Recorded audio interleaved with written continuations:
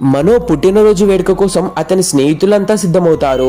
ఆ వేడుకకు మనో తన చిన్ననాటి స్నేహితురాలు మలర్ ను కూడా ఆహ్వానిస్తాడు. మలర్ ఒక పాత్రల షాప్ లో పనిచేస్తూ ఉంటుంది. ఆమె తనతో పాటు పనిచేసే కని అనే అబ్బాయిని తీసుకొని మనో ఇంటికి వెళ్తుంది.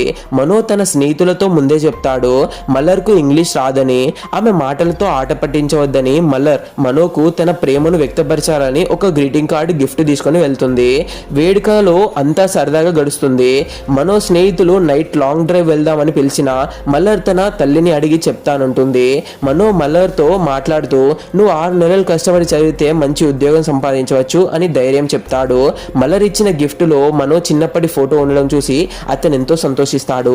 అందరి కోరిక మేరకు మల్లర్ ఒక పాట పాడుతుంది. ఆమె గొంతుకు అందరూ ముగ్ధురాలవుతారు. అయితే భోజనాల సమయంలో మనో స్నేహితులు మిగిలిపోయిన ఆహారం గురించి మాట్లాడుతూ ఇదంతా మల్లర్కి ఇచ్చి పంపిద్దాం అని ఎగతాళిగా మాట్లాడుకుంటూ ఉంటారు. అది విన్న మలర్ మరియు కని ఎంతో బాధపడతారు. అక్కడ ఉండలేక తన తల్లి వీడియో కాల్ చేయమన్నదని అబద్ధం చెప్పి మలర్ అక్కడి నుండి బయలుదేరుతుంది. వెళ్ళేటప్పుడు మనోతో నువ్వు చెప్పినట్లు నేను 6 నెలలు చదువుతాను, నాకు ఉద్యోగం వచ్చేలా చూడు అని అడుగుతుంది. బయటకు వచ్చాక మలర్ కన్నీళ్లతో కనితో ఇలా అంటుంది, మనో చాలా ఎత్తులో ఉన్నాడు, నేను అతన్ని అందుకోలేను. మనో మంచివాడే కావచ్చు, కానీ అతను నన్ను ఒక దారి తప్పి వచ్చిన పిల్లిలా చూస్తున్నాడు.